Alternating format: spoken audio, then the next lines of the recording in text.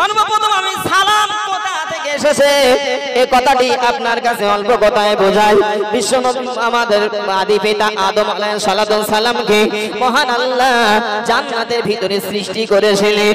জান্নাতের ভিতরে সৃষ্টি করে আমার আল্লাহ স্বল্প কথায় ফেরেশতাদের একটি দলকে লক্ষ্য করে আমার আল্লাহ সালাম শব্দটা আদম আলাইহিস সালাতু সালামকে শিখিয়েছিলেন। হে নবী আদম, তুমি যাও এই ফেরেশতা দলে ফেরেশতা মণ্ডলীদের তুমি সালাম দাও।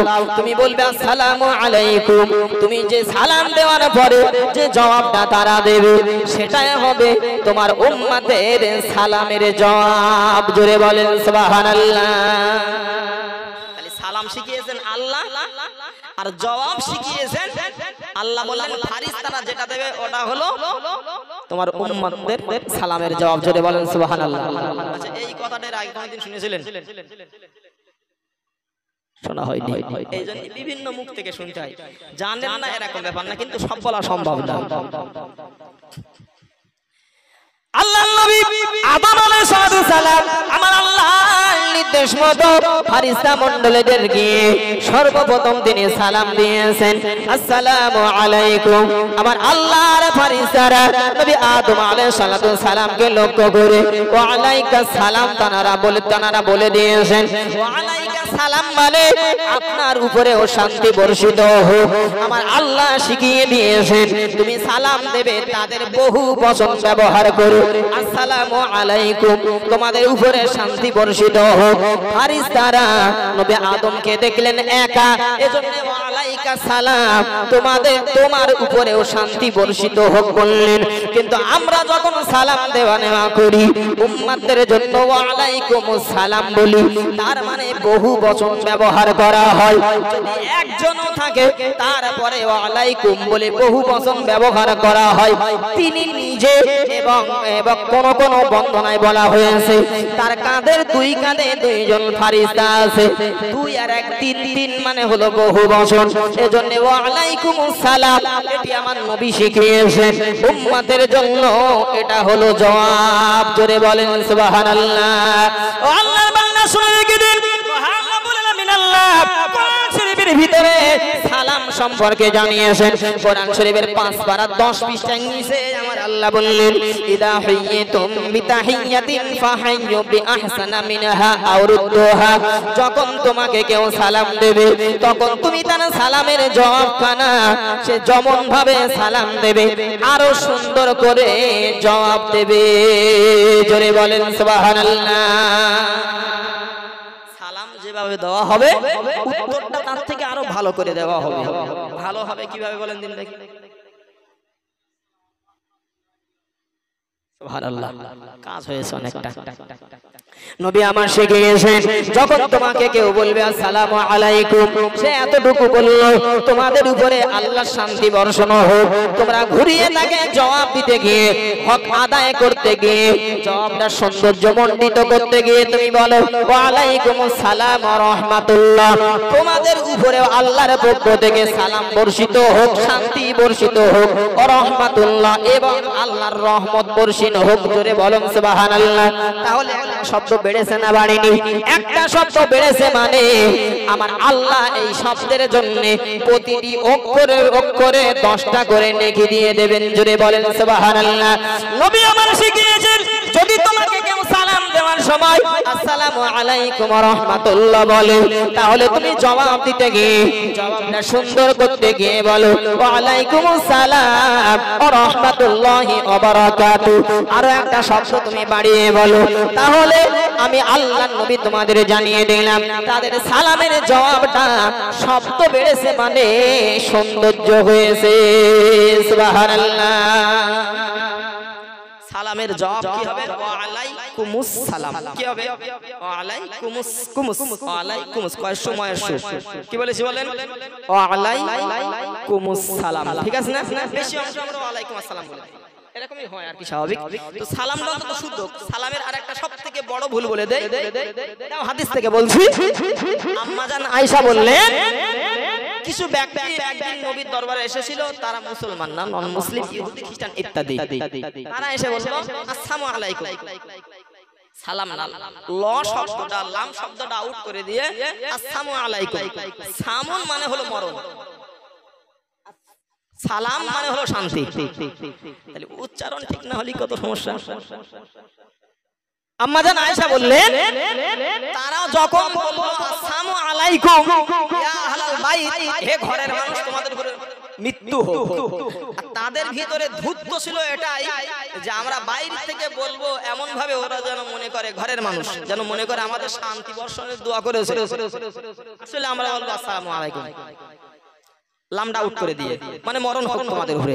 আম্মা জান আয়েশা রাদিয়াল্লাহু আনহা তিনি খেয়াল করে শুনেছিলেন, ঘুরিয়েই তিনি বললেন ওয়া আলাইকুম আসসালাম, মরণটা তোমাদের উপরে হোক। রাসূলুল্লাহ বললেন বিবি আয়েশা আমি পৃথিবীতে নরমতা অবলম্বন করতে এসেছি, তুমি এমনটা বলো না, খুব যদি বেশি বলতে হয় তো ওয়া আলাইকা বলো, আর এর বেশি আর বলো না। তো সালাম দেওয়ার সময় আমাদের সব থেকে মারাত্মক ভুল হলো টানা করে সালাম বলে দিলে, এরা আসে না নেই বলেন, একটু ভালো করে দেওয়ার চেষ্টা করেন। তাহলে কি বলবেন আজ থেকে আসসালামু আলাইকুম, লক্ষ্যটা যেন অবশ্যই উত্তরটা হবে ওয়া আলাইকুম সালাম। জোরে বলেন সুবহানাল্লাহ সুবহানাল্লাহ। দেখেন বিশাল টান না দিলে কিন্তু ওয়াজ বড় খুব দামি ওয়াজ বড়, ঠিক বলি না? ওয়াজ কিন্তু খুব গুরুত্বপূর্ণ। আমি একটা না ইচ্ছা করলে বলিস না শুরু থেকে শেষ পর্যন্ত শেষ করে দিতে পারবো, কিন্তু এই সমস্ত কথাগুলো আপনি খুব কম শুনতে পাবেন। সালাম সম্পর্কে সত্যি কথা বলছি। আল্লাহর বান্দা সৈয়দে দিন বিশ্বনবী মুহাম্মদুর রাসূলুল্লাহ সাল্লাল্লাহু আলাইহি ওয়াসাল্লাম তিনি সালাম সম্পর্কে বলেছেন, হে দুনিয়ার মানুষ তোমরা শুনে রেখে দাও, আমি নবী তোমাকে জানিয়ে দিলাম, তোমাদের জানিয়ে দিলাম আফসুস সালাম, তোমরা সালামের প্রচলন ঘটাও, সালামের এমন প্রচলন ঘটাও, একটা হাদিসে আছে বাইনাকুম, তোমাদের নিজেদের মধ্যে সালামের প্রচলন ঘটাও। এই হাদিস টুকরো বলার আগে নবী আমার বলেছেন তোমরা একে অপরকে ভালোবাসো, একে অপরকে মহব্বত করো, আর মহব্বত করার যত তোমাদের মধ্যে কল কৌশল আছে তার ভিতরে আমি নবী তোমাদের শিখিয়ে দিলাম। তোমরা মহব্বত যদি পয়দা করতে যাও আফসুস সালাম বাইনাকুম, তোমরা নিজেদের ভিতরে একে অপরে সালাম দাও। জোরে বলেন সুবহানাল্লাহ। যদি তোমরা সালাম দিতে পারো একে অপরের ভিতরে তোমাদের মহব্বত তৈরি হবে, একে অপরের ভিতরে ভালোবাসা তৈরি হবে। ও পুরুষ মানুষ তুমি বাইরে আসো, নবী আমার শিখিয়েছে বাইরে থেকে তুমি ঘরের দরজায় এসো, ঘরের দরজায় এসে তুমি আগে বাইরে থেকে সালাম দাও আসসালামু আলাইকুম বলে, বাইরে থেকে তুমি আওয়াজ দেবে। ঘরের ভিতর থেকে তুমি যদি সালামের জবাব না পাও, প্রথমবার দিয়েছো সালামের জবাব পাওনি, দ্বিতীয়বার দিয়েছো সালামের জবাব পাওনি, তৃতীয়বার তুমি সালাম দিয়েছো ঘরের ভিতর থেকে কোনো জবাব পাওনি, এরপরে যদি জবাব তোমার না আসে তবে আমি নবী তোমাকে জানিয়ে দিলাম আমার আল্লাহর রহমতের ফারিস্তারা তোমার সালামের জবাব দেওয়ার জন্য তোমার বাড়িতে চলে আসে। তোমার মানুষেরা জবাব না দিলে আল্লাহর ফারিস্তারা তোমার সালামের জবাব দেয়। তাহলে এই ওসিলাই ঘুরিয়ে বোঝা যায় নবী শিখিয়েছেন মানে আমার ঘরে অন্তত সালাম দেওয়ার ওসিলায় আল্লাহর রহমতের ফারিস্তা পাঠান যে জবাবটা গিয়ে দিয়ে এসো, জবাব দেওয়ার জন্য হলেও আল্লাহর রহমতের ফারিস্তা আমার বাড়ি আসে। জোরে বলেন সুবহানাল্লাহ সুবহানাল্লাহ। এটাও সালামের ওসিলা। আল্লাহর বান্দা সৈয়দে দিন শুধু তাই নয় গো, বিশ্বনবী মুহাম্মদুর রাসূলুল্লাহ শুধু জীবিতদের ভিতরে সালামের কথা বলেছেন তাই নাই গো।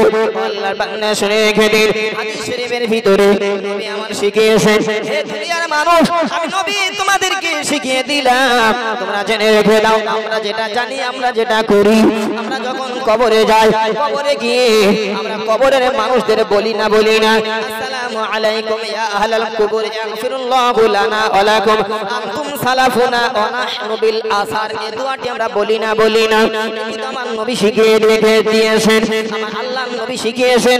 আমরা গিয়ে বলি আসসালামু আলাইকুম, শান্তি বর্ষিত হোক তোমাদের উপরে, ইয়া আহলাল কুবুর, হে কবরবাসী, ইয়াগফিরুল্লাহু লানা ওয়া লাকুম, আল্লাহ তোমাদের এবং আমাদের যেন ক্ষমা করে দেন। আনতুম সালাফুনা, তোমরা আমাদের অগ্রণী, ওয়া নাহনু বিল আসার, আর আমরা তোমাদের পদাঙ্ক অনুসারী। নিচের কথাগুলো আপন জায়গায়, তবে নবী আমার সালাম শিখিয়েছে অন্তত জীবিত মানুষেরা মৃত ব্যক্তিদের উপরেও তোমরা সালাম দাও। সুবহানাল্লাহ। সালামটা একটা বড় দোয়া। কিছু আপনি না করতে পারলে এই দোয়াটা যদি আপনি কারোর সামনে দাঁড়িয়ে করেন, তাহলে অন্তত সে স্যাটিসফাই হয়ে যাবে যে এই মানুষটা আমার উপরে আল্লাহর কাছে শান্তির কামনা করেছে, এটাই তো ভালো। আল্লাহ বান্দা শুনে রেখে দিন। আর একটা হাদিস আমি আপনাকে শোনাই। বিশ্বনবী মুহাম্মদুর রাসূলুল্লাহ সাল্লাল্লাহু আলাইহি ওয়াসাল্লাম আর একটা হাদিসে তিনি জানিয়েছেন, ইযা মারাতুম আনিল মাকবারাতি ফাসাল্লিমু আলাইহি, আও কামা ক্বালা নবী সাল্লাল্লাহু আলাইহি ওয়াসাল্লাম। নবী আমার জানিয়েছেন, ইযা মারাতুম আনিল মাকবারাতি, যখন তোমরা কবরের ধার দিয়ে হেঁটে হেঁটে যাবে, কবরের ধার দিয়ে যখন তোমরা যাবে, আমি নবী তোমাদের শিখিয়ে দিলাম, ফাসাল্লিমু ফাসাল্লিমু আলাইহিম, তোমরা কবরের মানুষদের জন্য একটুখানি সালাম দিয়ে যাও। সুবহানাল্লাহ। আর একটু মন খুলে বলেন না সুবহানাল্লাহ। ও আল্লাহ বান্দা শুনে রেখে দিন, নবী আমার শিখিয়েছেন, হে দুনিয়ার মানুষ, আমি আল্লাহর নবী তোমাকে জানিয়ে দিলাম, তোমরা সালামের প্রচলন ঘটাও। আফসুস সালাম, তোমরা সালামের ব্যাপকভাবে প্রচলন ঘটাও। আলামান আরাফতা ওয়া মান লাম তারিফ, আও কামা ক্বালা নবী সাল্লাল্লাহু আলাইহি ওয়াসাল্লাম, তোমরা চেনো আর না চেনো, তোমার পরিচিত হোক অথবা অপরিচিত, তুমি দেখা বলে সঙ্গে সঙ্গে তাকে সালাম দাও, সালামের প্রচলন ঘটাও। তুমি একবার সালাম দিয়ে আসো, আও হাজারুন, যদি একটা গাছের আবদাল দিয়ে আবার আসে, আবার তাকে তুমি সালাম দাও। আও জিদারুন, অথবা দেওয়ালের নাসিল ঘুরে আবার এসেছে, আবার তাকে তুমি সালাম দাও। এত পরিমাণে সালামের তোমরা প্রচলন ঘটো। আমি আল্লাহর নবী জানিয়ে দিলাম, আলামান আরাফতা ওয়া মান লাম তারিফ, তুমি চেনো আর না চেনো, তাকে তুমি সালাম দাও। জোরে বলেন সুবহানাল্লাহ। সালামের প্রচলন ঘটাও। এই চেনো আর না চেনোর ব্যাপারটাই একটুখানি ভেঙে দেওয়া দরকার। চেনো না চেনো বলতে তাহলে আপনি হিন্দু কাউরা মানে নন মুসলিম তাদেরকেও সালাম দেবেন, তাহলে কি হবে? চিনি না চিনি বলতে ইমাম সাহেবকে আমি চিনি, আপনাকে চিনি মুখ চেনা মতো ভালোই, আর যত মানুষ সবাইকে আমি চিনি না। তবে এ জায়গায় আছে মানে লেবাস পোশাক দেখে তো আমি এটা বিশ্বাস এবং শিওর যে মুসলমান, বাট চিনি না। আমার কোনো কুটুম না, পরিচিত নেই, নাম জানি না, বাড়ি কোথায় কিচ্ছু জানি না। তবে শুধু এতটুকু বুঝতে পারছি যে মাথায় টুপি, গায়ে জামা, মুখে দাড়ি, তাহলে মুসলমান। সালাম দাও। সুবহানাল্লাহ বলেন, একটু মন খুলে বলেন সুবহানাল্লাহ। আর যেই তুমি সালাম দেবে, আমি আপনাকে বলে দিচ্ছি, প্রতিদিন আপনি একটা মানুষকে দেখে সালাম দেবেন, এই মানুষটার সঙ্গে একদিন ভালো সম্পর্ক তৈরি হয়ে যাবে। জোরে বলেন সুবহানাল্লাহ। মহব্বত তৈরি হবে। আল্লাহ বান্দা শুনে গেলেন, বিশ্বনবী মুহাম্মদুর রাসূলুল্লাহ সাল্লাল্লাহু আলাইহি ওয়াসাল্লাম আরো সুন্দর কথা শিখিয়েছেন। ও দুনিয়ার মানুষ, তোমরা শুনে রেখে দাও, তোমরা যখন বাড়িতে যাবে, বাড়িতে গিয়ে এমন ভাবে সালাম দেবে, সবাইকে সালাম দেবে। নবী আমার হাদিস শরীফের ভিতরে বললেন, যদি কোনো মানুষ বাড়িতে গিয়ে সালাম দিতে পারে, বাড়ির বিবি যদি সালামের জবাব দিয়ে দেয়, সালামের জবাব দেওয়ার পরে যদি স্বামী আর স্ত্রীতে হাতে হাত দিয়ে মুসাফা করে, আল্লাহ নবী জানিয়ে দিলাম, স্বামী আর স্ত্রীর সারা দিনের হাতের ছোট গোনাগুলো আমার আল্লাহ সব ঝরিয়ে দেবে। সুবহানাল্লাহ। আর একটু জোরে বলা যায় না সুবহানাল্লাহ। আল্লাহ বান্দা শুনে রেখে দিন, নবী আমাকে জানিয়েছেন, তুমি বাড়িতে গিয়ে কি বলে ডাক দেবে? তুমি আমেনা, মোমেনা, রহিমা, খাদিজা বলে ডাক দিও না গো। ও কোচিনি মা কোথায় আসো বলে ডাক দিও না গো। কোথায় এসে আসে তুমি তাকে ডাক দিয়েছো, মানে রহিমা বলে ডাক দিয়েছো, রহিমা। সে এবার ঘুরিয়ে বলল কোথায় ছিল এবার এসেছে দেখো অবস্থা কেমন। আপনি না না না না এমন করে হাঁকাহাঁকি চিল্লা চিল্লি না করে ঘরের বাইরে দাঁড়িয়ে যদি আপনি তাকে সালাম দিতে থাকেন, হাজার রাগও যদি তার হয়ে থাকে, মন খারাপও যদি হয়ে থাকে, তাহলে আপনি সালাম দিলে অন্তত জবাব তাকে দিতেই হবে। সুবহানাল্লাহ। আর জবাব যেই দেবে, আমার নবী শিখিয়েছেন স্বামী স্ত্রীর সালামের মাঝখানে আমার আল্লাহ একে অপরের ভিতরে মহব্বত পয়দা করে দেয়,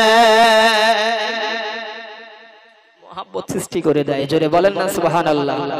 এজন্য নবী আমার শিখিয়েছেন সবথেকে তোমাদের হকের ভিতরে বড় হক হলো তোমরা সালামের জবাব দাও, সালামের ব্যাপকভাবে প্রচলন ঘটাও।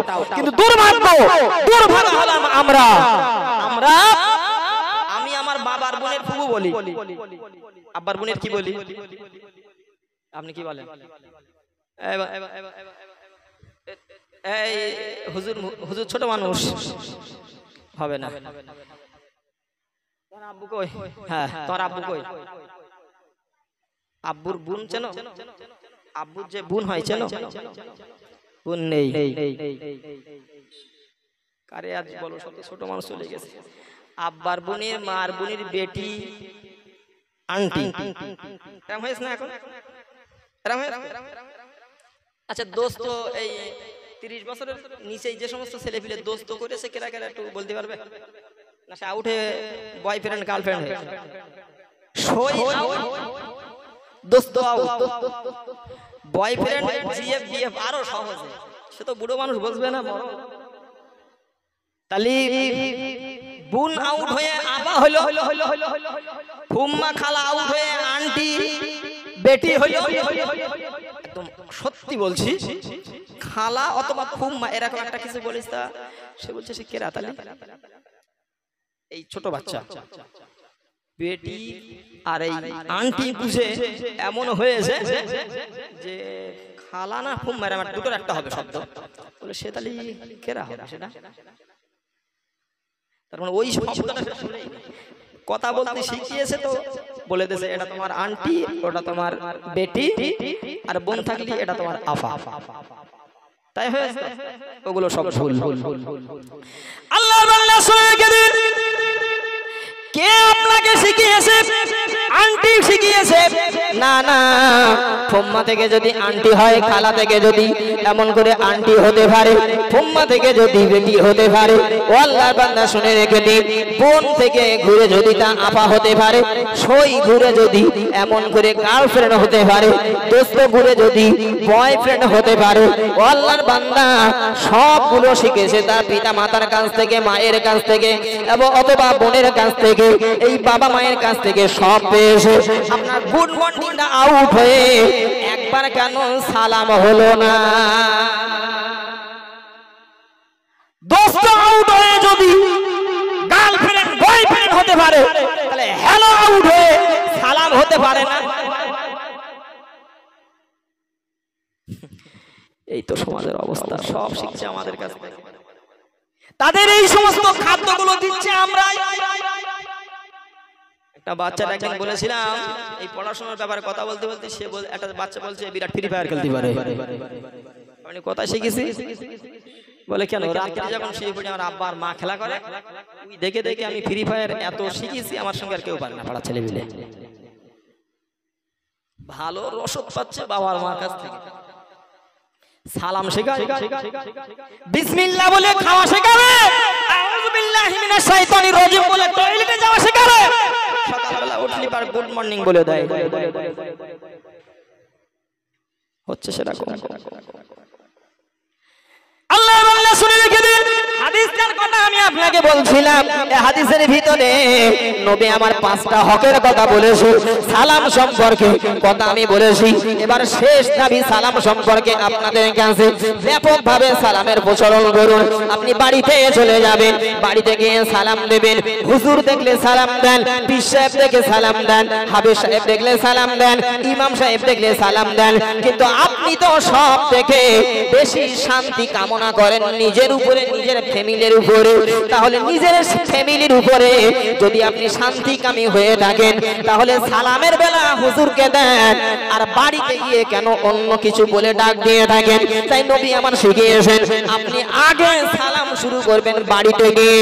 ও বাপ বেটায় দেখা হলে আগে সালাম দিয়ে দাও, ভাই ভাই দেখা হলে সালাম দাও, ভাই বোনি দেখা হলে সালাম দাও। সব থেকে তোমার বড় দায়িত্ব হলো স্বামী আর স্ত্রী দেখা হলে বাড়িতে গিয়ে আগে সালাম দাও। জোরে বলেন সুবহানাল্লাহ। যদি তা দিতে পারেন তবে নবীর একটা সুন্নাত আদায় করা হবে। যিনি জবাব দেবেন তিনি একটা হক আদায় করতে পারবেন।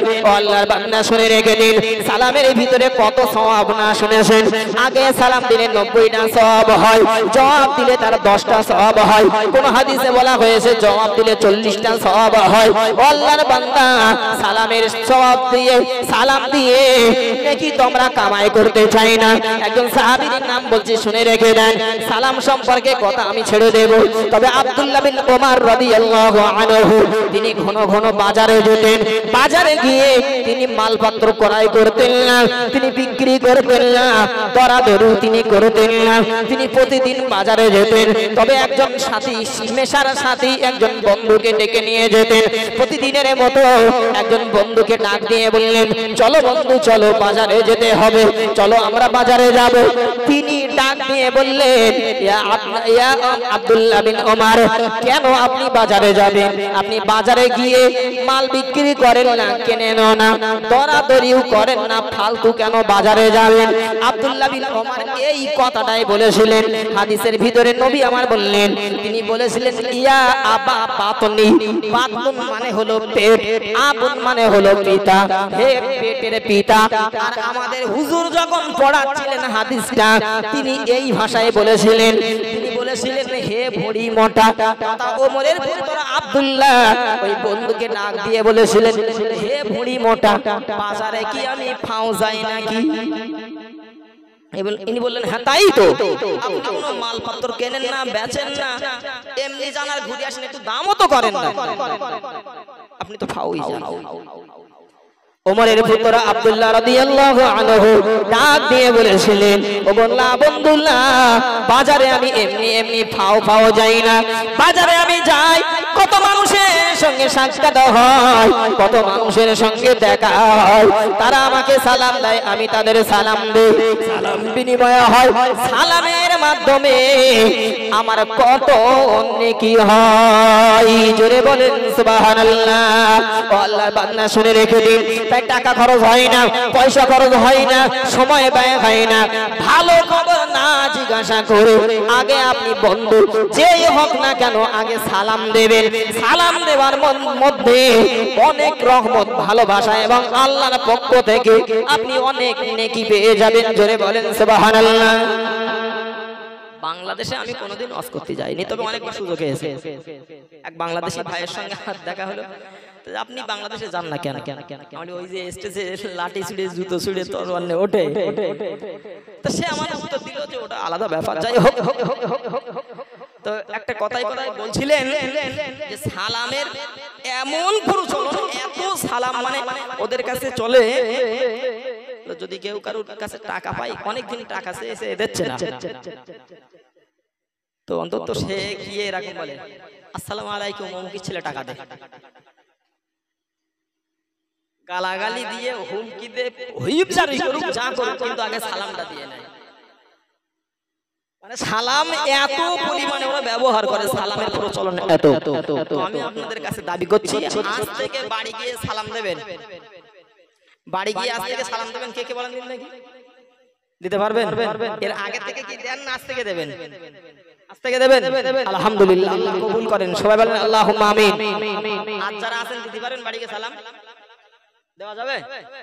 আপনি দেন, তা দেখে মনে হচ্ছে হয়তো চাষিমা মনে করেন যে মাথা খারাপ হয়ে যায়, আজকে বাড়ি এসে পার মনে হয় পীর হয়ে গেছে, এরকম কোনো ব্যাপার না।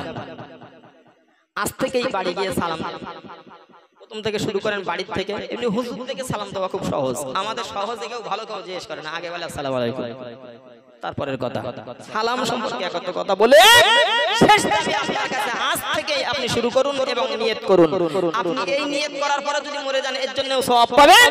আর যদি সালাম দিতে পারেন সালাম দিয়ে যে নেকি আর নিয়ত করার জন্য আরেক নেকি। জোরে বলেন সুবহানাল্লাহ। ও আল্লাহ বান্দা শুনে রেখে দিন, 2 নম্বরে আমি আপনাকে বলেছি, নবী আমার বলেছেন এই হাদিসের ভিতরে 5টা হক এক মুসলমানের আরেক মুসলমানের উপরে, তার ভিতরে একটা হলো সালামের জবাব দেওয়া। 2 নম্বরে নবী আমার বললেন ওয়া ইয়াদাতুল মারিজ, অসুস্থকে দেখতে যাওয়া, অসুস্থকে দেখতে যাওয়া, সেবা করা, সেবা শুশ্রূষা করা। ও আল্লাহ বান্দা শুনে রেখে দিন, এই বিষয়ে নবী আমার হাদিস শরীফের ভিতরে জানিয়েছেন।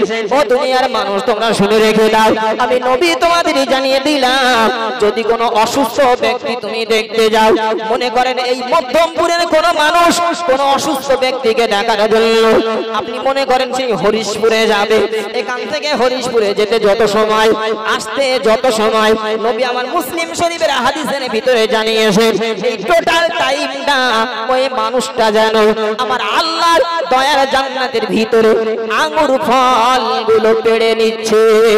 জোরে বলেন সুবহানাল্লাহ, আর একটু মন খুলে বলেন না সুবহানাল্লাহ। আল্লাহ বান্দা শুনে রেখে দিন, অসুস্থকে দেখতে যাওয়া কত ফজিলতের ব্যাপার। নবী আমার তিরমিজি শরীফের হাদিসে একটি হাদিসে তিনি জানিয়েছেন, হে দুনিয়ার মানুষ শুনে রেখে দাও, যতগুলো মানুষ এমন করে মানুষ অসুস্থকে দেখার জন্য বাহির হয়ে যায়, সে যখন রাস্তায় যায়, রাস্তায় সঙ্গে সঙ্গে আমার আল্লাহ একজন ফারিস্তাকে পাঠিয়ে দেন।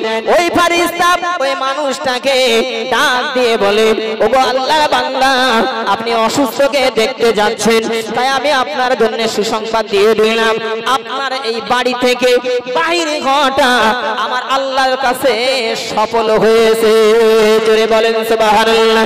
2 নম্বরে ওই ফারিস্তা তাকে আবার ডাক দিয়ে বলবেন, আপনার যাওয়া আসাটা আমার আল্লাহর কাছে সফল হয়েছে।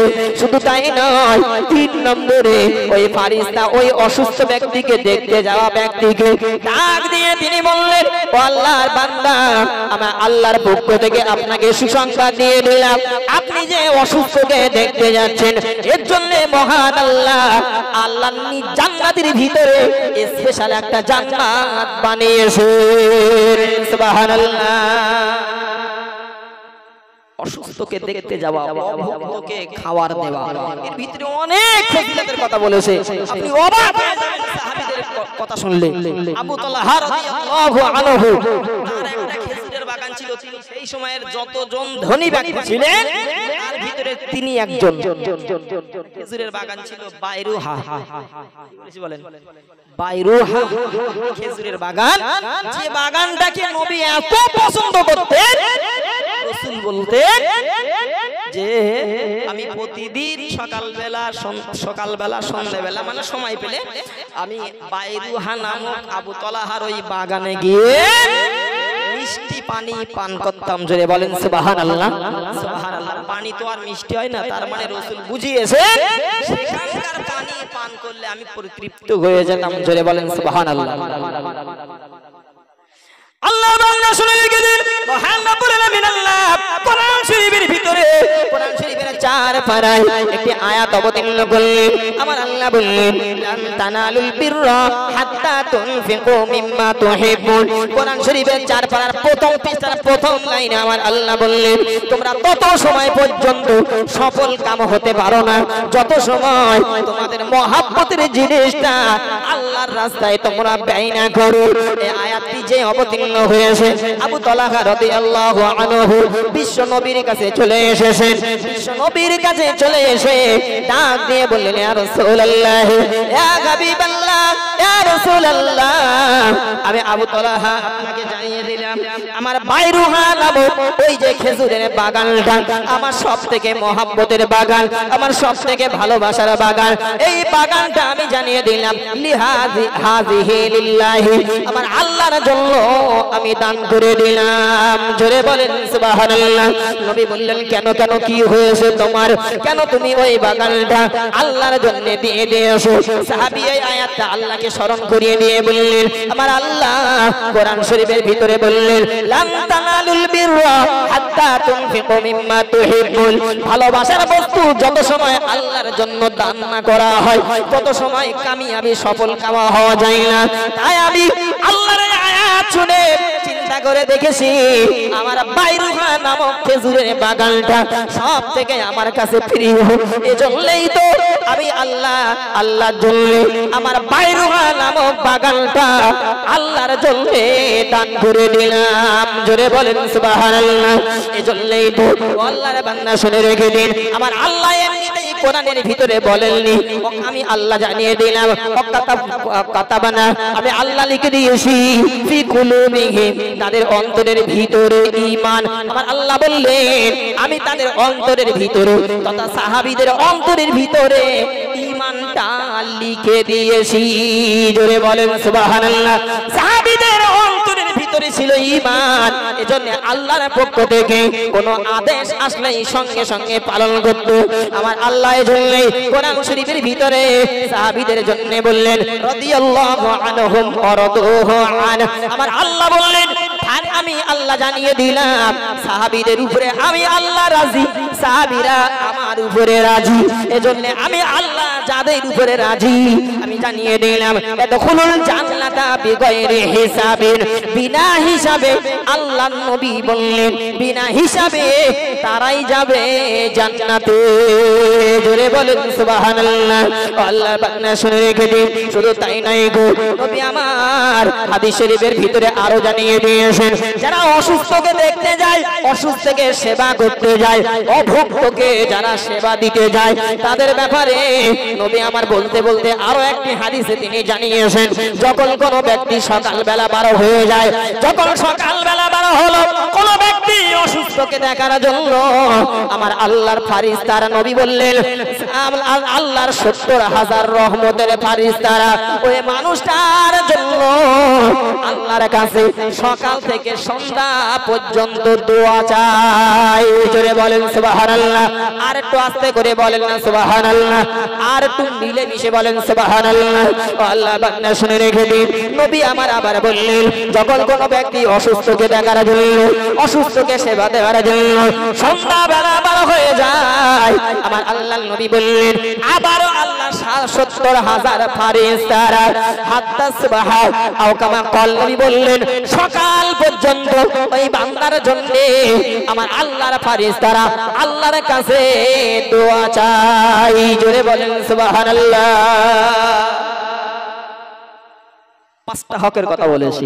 প্রথম বলেছি সালাম, ২ নম্বরে বলেছি অসুস্থকে সেবা করা, অভুক্তকে খাবার দেওয়া। আল্লাহর বান্দা শুনে রেখে দিন, আপনি অবাক হয়ে যাবেন, হাদিসগুলো আমার মাথার ভিতরে গিজ গিজ গিজ গিজ করেছে। একটা বিষয়ে কত কথা আমি বলবো, আল্লাহর বান্দা শুনে রেখে দিন, নবী আমার হাদিস শরীফের ভিতরে জানিয়েছেন হে দুনিয়ার মানুষ তোমরা শুনে রেখে দাও, আল্লাহর নবী জানিয়েছেন অসুস্থকে দেখতে যাওয়ার কত ফজিলাতের কথা, অভুক্তকে খাবার দেওয়ার কত ফজিলাতের কথা। আল্লাহর বান্দা শুনে রেখে দিন, একটি হাদিস আমি আপনাকে শোনাই। বিশ্ব নবী একদিন স্বপ্ন দেখছিলেন, স্বপ্নে নবী আমার দেখছিলেন যেন আবু জাহাল জান্নাতের ভিতরে আবু জাহাল ঘুরে ঘুরে আঙ্গুর ফলের তোড়াগুলো ছিঁড়ে ছিঁড়ে নিচ্ছে, তোড়া থেকে আঙ্গুর ফলগুলো ছিঁড়ে ছিঁড়ে নিচ্ছে। সকাল হলো, ঘুম ভাগলো, আমার বড় চিন্তায় পড়ে গেলেন কি ব্যাপার, আমি কি দেখেছি আবু জাহালের মতো একজন কুখ্যাত কাফের, আর আমি দেখেছি সে জান্নাতের ভিতরে আঙ্গুর ফলের তোড়াগুলো ছিঁড়ে ছিঁড়ে নিচ্ছে, কি ব্যাপার? বলেন দেখি আবু জাহালের মতো ব্যক্তি যদি জান্নাতে এরকম আঙ্গুর ফলের তোড়া ছেড়ে তাহলে আমাদের কি মনে হবে? অবাক করা কাণ্ড। রাসূল স্বপ্নের তাবির করলেন যে আবু জাহাল না, আবু জাহালের ছেলে নাম ইকরামা, ইকরামা জান্নাতি হবে। জোরে বলেন সুবহানাল্লাহ। আল্লাহ বান্দা শুনে রেখে দিন, নবী স্বপ্নে তাবির করলেন আবু জাহাল না ইকরামা জান্নাতি হবে, ইকরামা জান্নাতি হবে। আল্লাহ বান্দা শুনে রেখে দিন, মক্কা থেকে নবী চলে যাওয়ার পরে আবার যখন মদিনায় এসেছিলেন, মক্কা থেকে চলে যাওয়ার পরে মদিনায় চলে যাওয়ার পরে আবার যখন মক্কায় এসেছিলেন, মক্কা বিজয়ের সময় আবু জাহালের ছেলে ইকরামা চলে যাচ্ছিল। আল্লাহর বান্দা শুনে রেখে দিন, অনেক লম্বা কথা শর্টে বলছি, ইকরামা চলে এসে এসে নবীর কাছে কলেমা পড়েছিল। জোরে বলেন সুবহানাল্লাহ। নবী আমার হাদিস শরীফের ভিতরে এজন্যই বললেন, ইয়া আইয়ুহান নাসু লা ইলাহা ইল্লাল্লাহ, হে মানব সম্প্রদায় তোমরা পড়ে নাও লা ইলাহা ইল্লাল্লাহ তুফলিহুন, তাহলে তোমরা সফল হবে। অন্য হাদিসে নবী আমার বললেন, মান ক্বালা লা ইলাহা ইল্লাল্লাহ ফাদাখালাল জান্নাহ, যে কলেমা পড়ে নেবে সে জান্নাতি হয়ে যাবে। জোরে বলেন না সুবহানাল্লাহ। ইকরামা কলেমা পড়ে নিয়েছে, আবু জাহালের ছেলে জান্নাতি হয়ে যাবে নবী ঘোষণা করে দিয়েছেন। স্বপ্নের তাবির নবী এটাই নিয়েছেন। আল্লাহর বান্দা শুনে রেখে দিন, ইসলামের একটি যুদ্ধ হয়েছিল, এই যুদ্ধটার নাম হলো ইয়ারমুকের যুদ্ধ। এই ইয়ারমুকের যুদ্ধ খালিদ বিন ওলীদ ছিলেন সেনাপতি। আল্লাহর বান্দা শুনে রেখে দিন, ইকরামাকে প্রথমে নিচের দিকে রেখে যুদ্ধ করানো হচ্ছিল। ডাক দিয়ে ইকরামা ডাক দিয়ে খালিদ বিন ওলীদ রাদিয়াল্লাহু আনহুকে বলেছিলেন, ও ভাই খালিদ বিন ওলীদ, আপনি আমাকে একটু উপরের দিকে গিয়ে যুদ্ধ করার সুযোগ করে দেন, একটু উপরে গিয়ে যুদ্ধ করার অনুমতি আপনি দেন। প্রথমবারে তিনি দিলেন না, দ্বিতীয়বার আবার অনুমতি চাইলেন, তৃতীয়বারেও তিনি দিলেন না। তৃতীয়বারে ওই ইকরামা আবু জাহালের ছেলে আবার ডাক দিয়ে বললেন, ও ভাই খালিদ বিন ওলীদ, আপনি আমাকে এবারের মতো দাবি করেন মেনে একটু সামনে গিয়ে যুদ্ধ করার অনুমতি দেন, কারণ আমি ইকরামা আমি এই যুদ্ধের ময়দান থেকে জান্নাতি ঘেরান, জান্নাতে সুবাস আমার নাকে আমি পাইতেছি। জোরে বলেন সুবহানাল্লাহ। আর একটু মন খুলে বলেন সুবহানাল্লাহ। আল্লাহ বান্দা শুনে রেখে দিন, ইকরামার দাবিটা মেনে নিয়ে খালিদ বিন ওলীদ রাদিয়াল্লাহু আনহু তাকে সামনে যাওয়ার অনুমতি দিয়েছেন, সামনে গিয়ে যুদ্ধ করার অনুমতি দিয়ে দিয়েছেন। আল্লাহ বান্দা শুনে রেখে দিন, যুদ্ধ করতে করতে ইকরামা জমিনে তিনি পড়ে গিয়েছেন।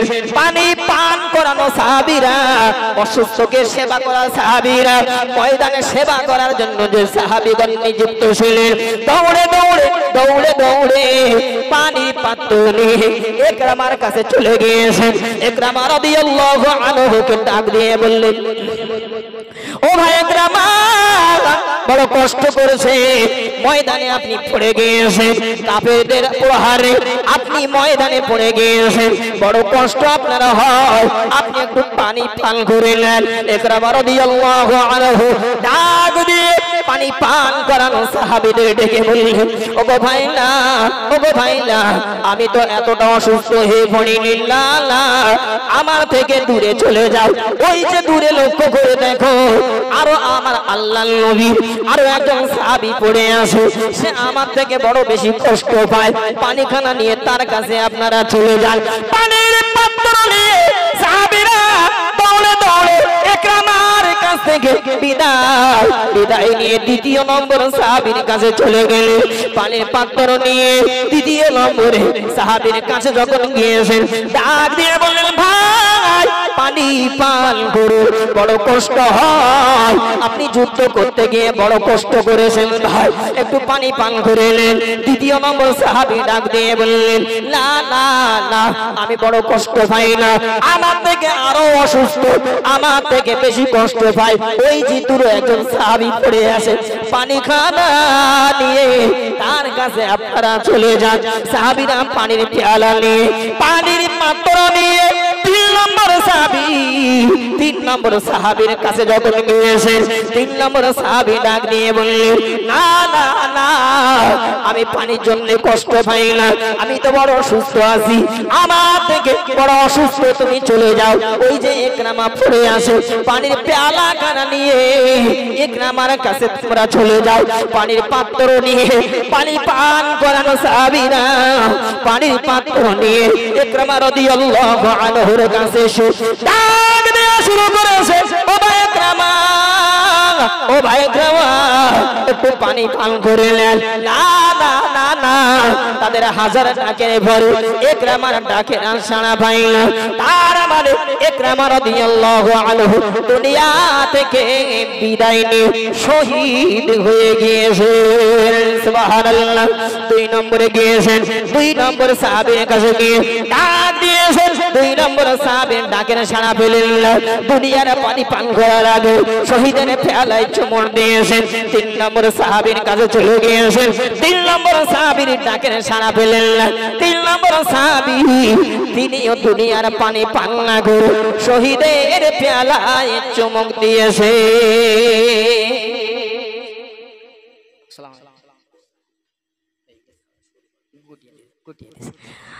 কি বলছিলাম? দেখতে যাওয়া, আমি সুস্থ আছি। সাহাবী বললেন আমি সুস্থ আছি, 2 নম্বর সাহাবীর কাছে নিয়ে যান।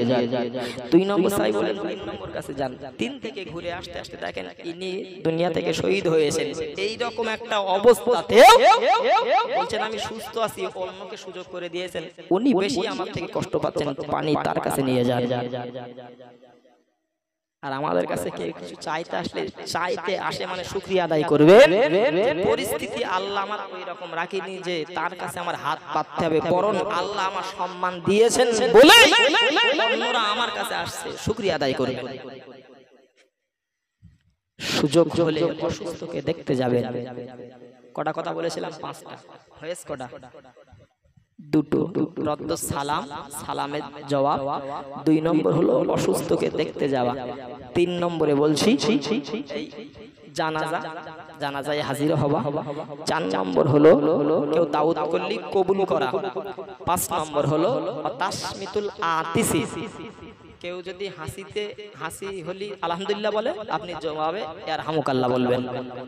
5টা কথা। যাই হোক, আল্লাহ শোনা এবং বলার থেকে বেশি করে আমল করা তৌফিক দান। সবাই বলি আল্লাহুম্মা আমিন। যারা দূরে আছেন একটু কাছে আসলে ভালো হয়, একটু তাকবীর দেন তো, নারায়ে তাকবীর। আর একটু জোরে দেন না, নারায়ে তাকবীর। জনাব ভাই হাসিবুর রহমান সাহেব, জনাব ভাই হাসিবুর রহমান সাহেব, নারায়ে তাকবীর। যা বলেছি আল্লাহ সকলকে বলা এবং শোনার থেকে বেশি করে যেন আমলের জিন্দেগি গড়ার তৌফিক দেন। সবাই বলে আল্লাহুম্মা আমিন। ভাষার ভুল ত্রুটি ক্ষমা চেয়ে বক্তৃতা ইতি করছি। পরবর্তী বক্তা আছেন, ঘোষক আছেন, তিনি হয়তো বলবেন, শুনবেন। আল্লাহ সকলকে কবুল করুন। সবাই বলে আল্লাহুম্মা আমিন। মহব্বতে একটু উচ্চ আওয়াজে দরুদ শরীফ পড়ি। আল্লাহুম্মা